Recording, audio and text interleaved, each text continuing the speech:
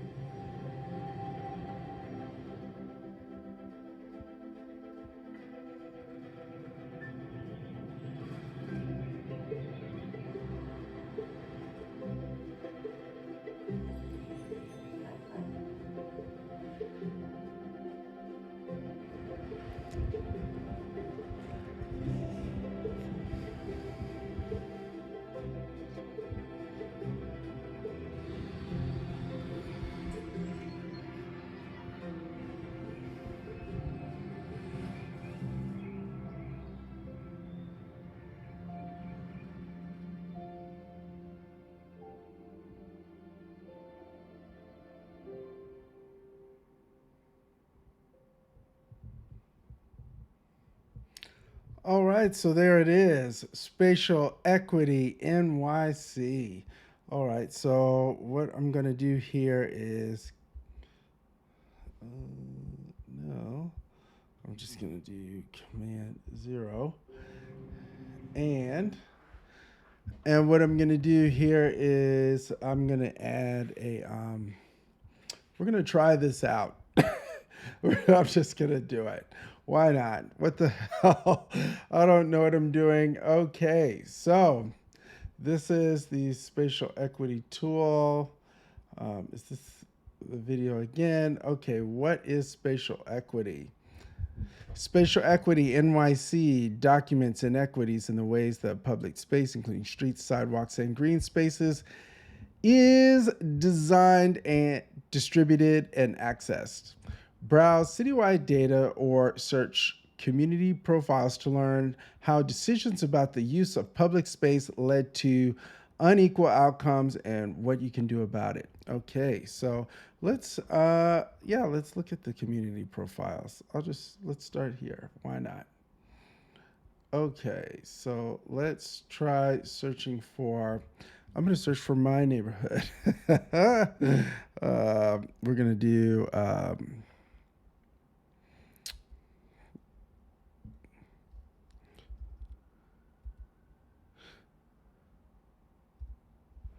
We're going to do my neighborhood. No, no, we're in city council district. I believe it's this one right here. Yes, that's me. City Council District 9. All right. So, so let's look at health. So we got different.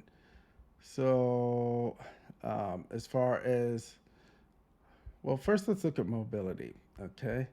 So let's look at bus speeds. Bus speeds. New York City buses are the slowest in the nation, averaging less than 8 miles per hour. As a result of density of private car and truck traffic and a lack of exclusive bus routes.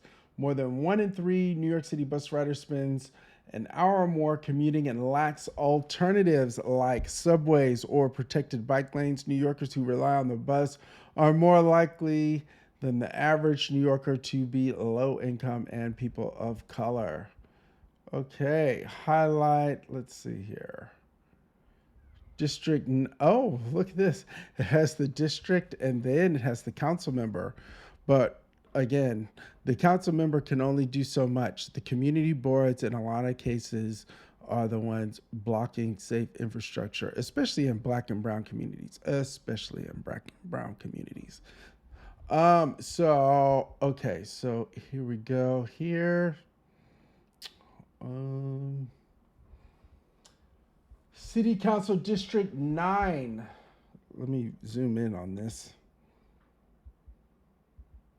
City Council District 9 ranks City Council District 9 ranks 45th out of 51st for districts for bus speeds. So based on the City Council District, 45th out of 51st City Council districts for bus speeds at just 4.9 miles per hour. You know, I can almost walk faster than that.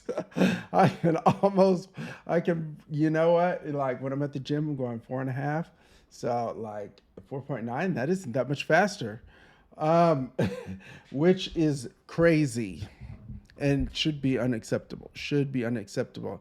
Poor people, lower income, people who aren't working the flashy, fancy jobs of New York, who are doing the stuff that everybody takes for granted, but everybody needs and uses and wants. They deserve, their time is valuable too. So, okay. So that's interesting. Bus speeds. Yeah. Okay. So let's look at something else. So let's look at protected bike lanes. Haha. City Council District 9 ranks 28th out of 51 City Council districts for protected bike lanes, with just 1.59% of street miles within City Council District 9 has a protected bike lane. So basically, what they're talking about is that little sliver of Fifth Avenue, just above 110th. There's a bike lane that goes for like a couple of blocks up Fifth Avenue from 110 to like, I don't know, 120 or something like that. It's so like minuscule. I mean, I can't even believe they started that project and they should have done it on all of Fifth Avenue, no matter what anybody else said. Good Lord, like, we got to have fair and equal access for all of the modes of street transportation. So that means bikes, those electric scooters, the standing ones, the wheels and all that.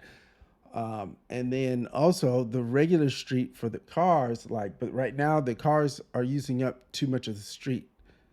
And this shows look, our district, we have a lot of streets and only 1.59% of them have protected bike lanes. Now, so 9 out of 10 cyclist fatalities in New York City on streets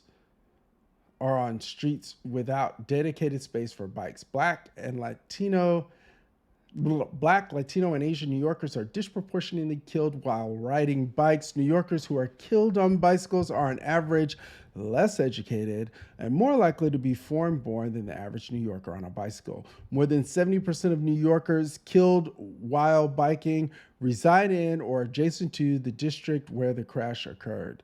So basically, they're getting killed in their own neighborhood. That's not good. So let's see here. Let's see here. Um, wow, what's this spot over here? Oh, okay, they're 12. Okay, so at 4.5%, this other district, Council 7, has 4.52% of the street miles with a protected bike lane. So that's, doing better than Central Harlem.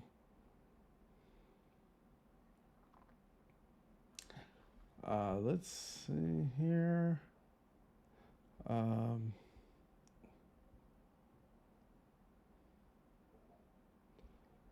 okay, wow. So we're sitting in this range, which is uh, which is not good. Um, Morningside Heights, good lord, they don't have any protected bike lanes going. What's going on there? Um, you know, we have that one. I mean, that one's half a. I mean, good lord, like I don't even know if that really should count, but all right. Um, because it's like if you've been on that little stretch of Fifth Avenue between like 115 or 116 and 110, it's like I mean it's so tiny. There's like it's literally a couple of blocks. I mean you can't. I mean, sheesh. Okay, so let's look at. So the only thing I would say about this is the bus. Okay, so bus speeds, yeah, 4.9. Traffic volume. So City Council District 9 ranks 10th out of 51 for City Council districts with traffic volume of 38.7 million vehicle miles traveled per square kilometer annually. So it sounds like a lot. I don't know how to compare it. Let's see here. Let's look at the chart. Oh, it looks like it is a lot. But here's the problem with that. 80% of people in Harlem do not travel by car.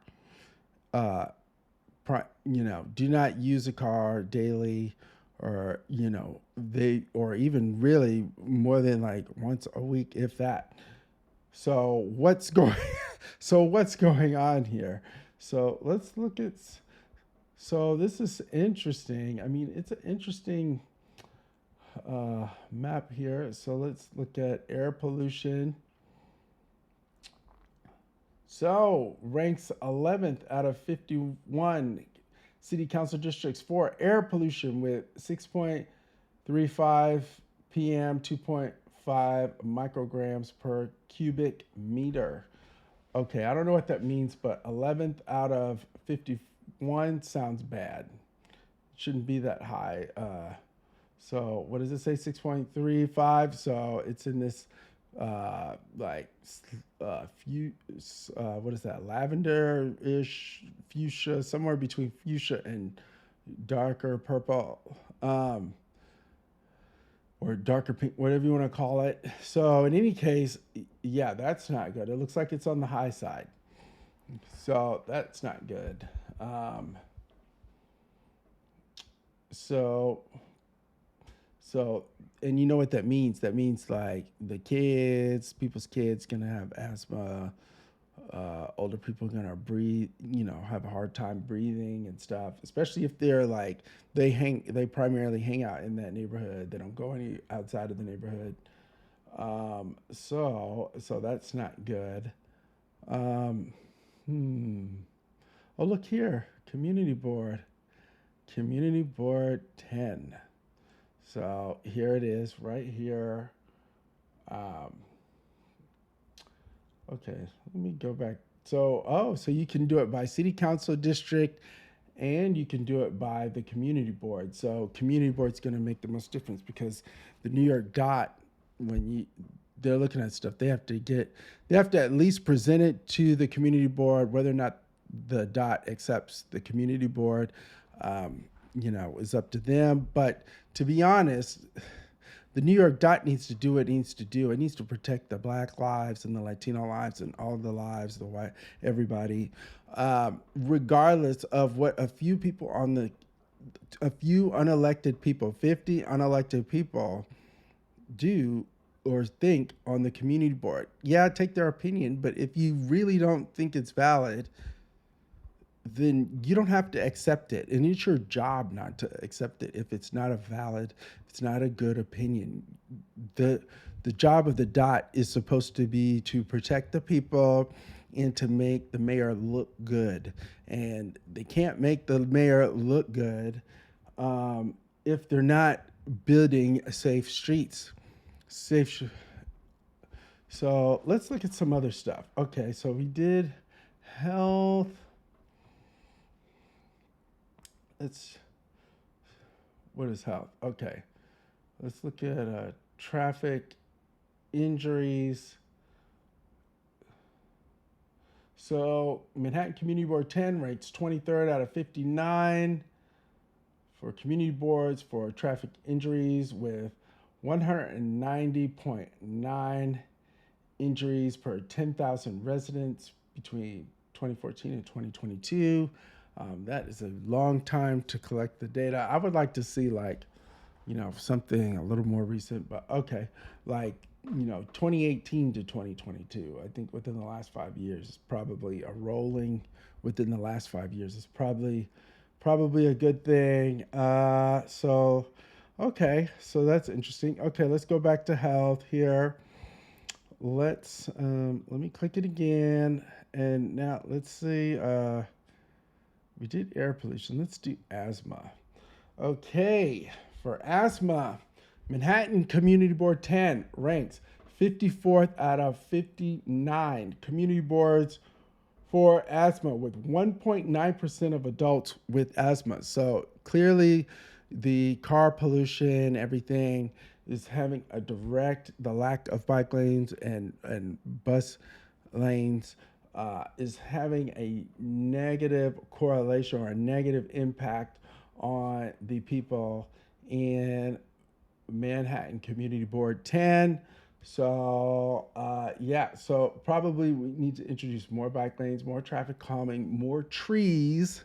Haha, more trees. So here's the good thing about trees: they can act as they can protect bike lanes. Also, they act to suck up all the carbon monoxide from the cars, so people can, breathe better and not have asthma. Asthma keeps people in and out of the hospitals. They're always hooked up to medication for their whole life. That's not good. That gets expensive. That means, that's taking money away from minorities, black people and other minorities, Latinos, all that, Asians, yeah. So,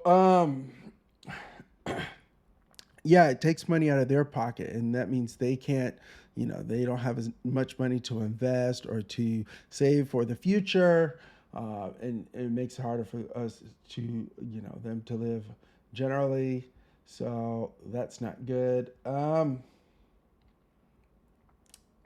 Yeah, and if we look at this chart, I guess 1.9% doesn't seem like a lot according, with this percentage of adults chart, but relative to everyone else in Manhattan, not good. So let's see here. So let's do. Let's do environment. What is environment? I don't know what that is. Okay. So let's do the surface temperature. Okay.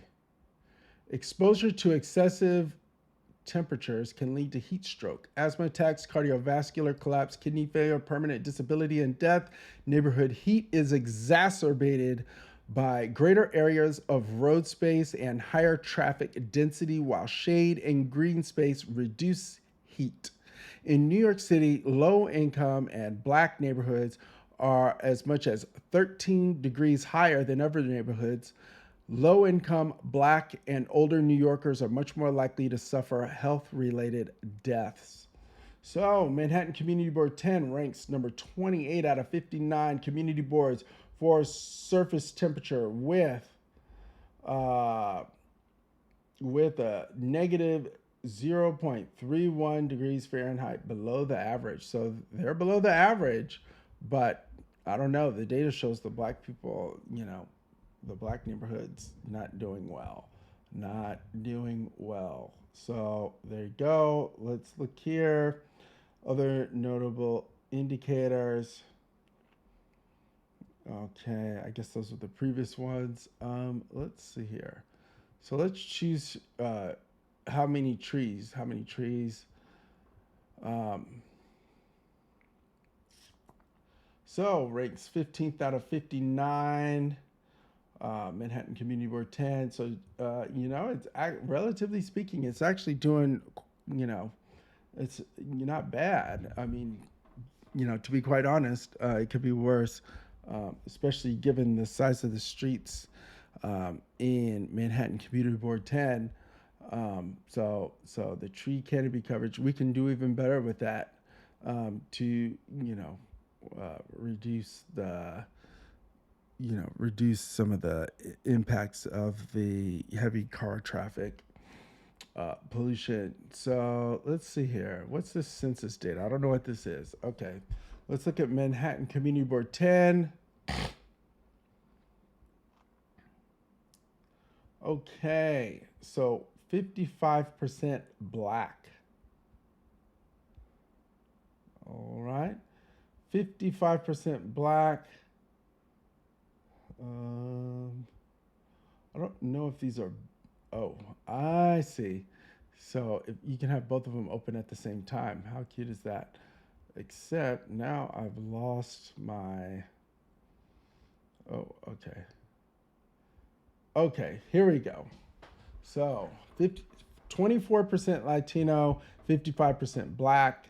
So 14% white, 4% Asian, and then other people.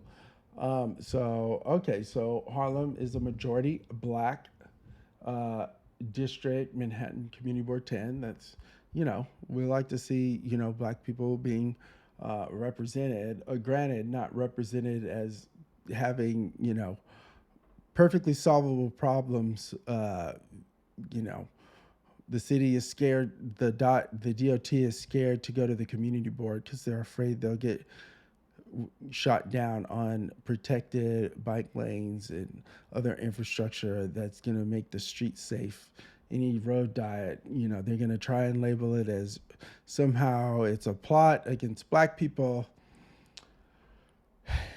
I'm like, gosh, I mean, we can't even make progress. Like, we learn how to do better, except they're allowing, a few, the 20% of black people in Harlem, one, to be overrepresented on the community board, and two, to say that we shouldn't be allowed to, the rest of us, the 80% of us shouldn't be allowed to have safe, protected bike lanes, bus lanes that are fast and not blocked with cars parking, or I'm just going to be there for a minute.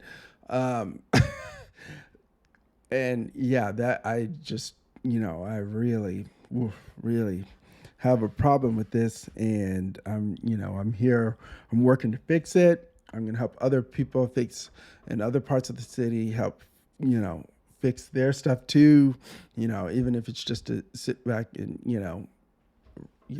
push them up a little bit. But, here in my district, yeah, so the black district, we should, let's see here, park access, 7th out of 59. Yeah, because you got Central Park right there.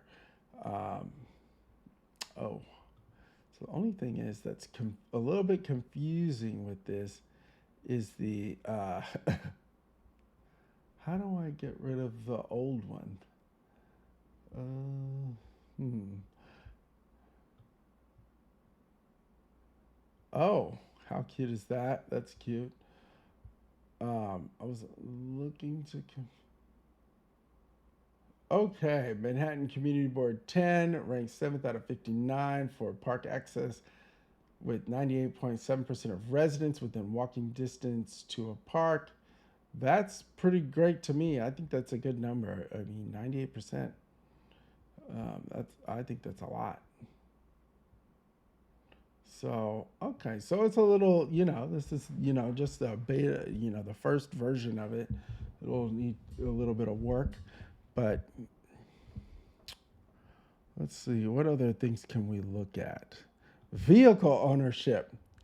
77.5% of households in Manhattan Community Board 10 do not own a car. So, let me, haha. Okay, 77.5% of people in Manhattan Community Board 10 do not own a car. But the community board has been the community board 10, like I'm not shading them. Okay, well, I'm shading them a lot of it, because they've over prioritized for vehicles and cars, and I think we don't need to do everything overnight, but we can at least get a protected bike lane on Adam Clayton Powell Central Harlem Bikeway, representing connecting the Bronx to Central Park via a protected bike lane. Yes, let's connect Harlem, the Bronx, Central Park all together. All right, 77.5% of households in Manhattan Community Board 10 do not own a car.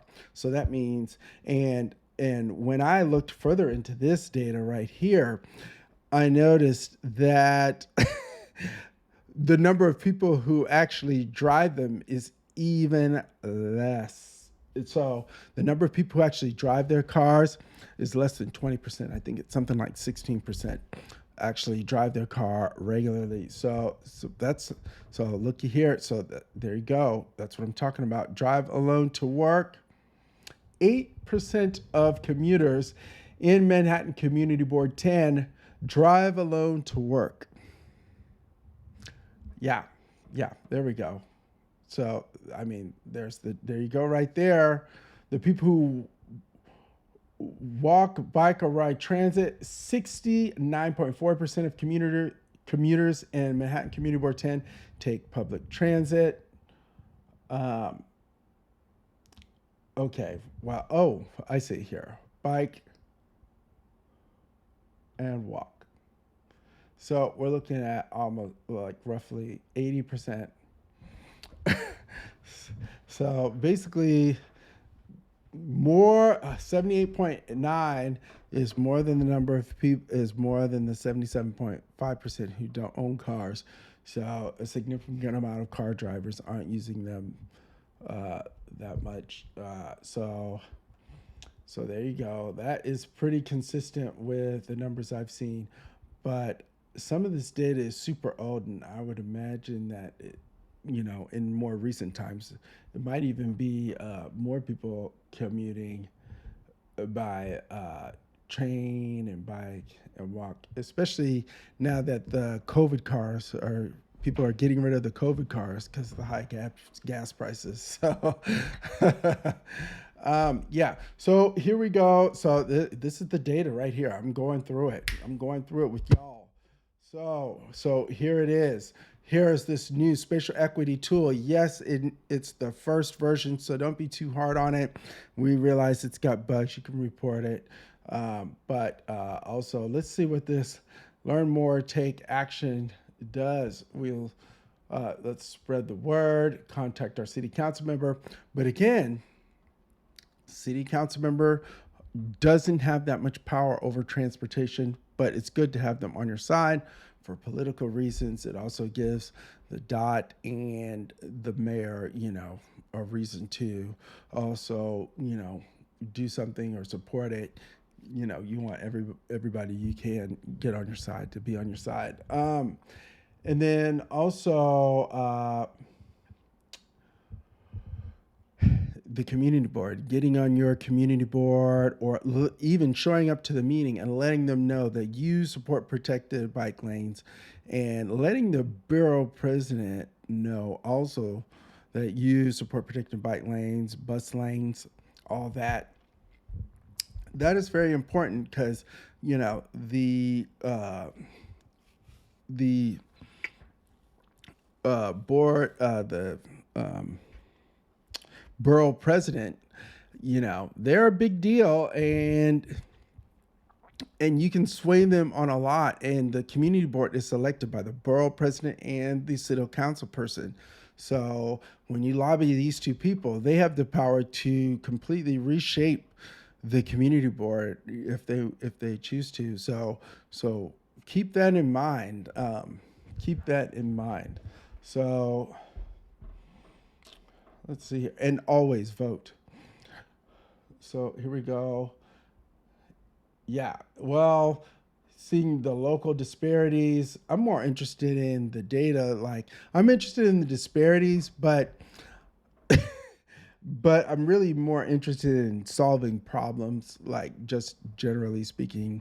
I really, yeah, I'm interested. Yeah, I noticed that black people in Harlem don't get access to good transportation option. Their only option is to buy an expensive car or take the train. And it's like all or nothing.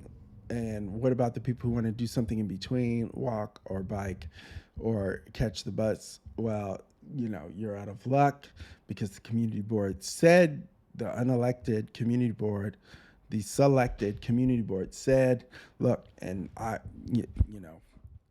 keep it real. I would try to be on the community board. I'm going to try and, change the tone of it, so we're a lot more respectful of people who are choosing not to drive in New York City, not to be, to be more in favor of protected bike lanes and bus lanes, exclusive bus lanes. Um, yeah, so they got to take action here. We got this 25 by 25. Um, yeah, credits, data. Wow. Um, Here's all the data they collected. Oh, it scrolls. Okay. Yeah. So look, a guy in college, he built this.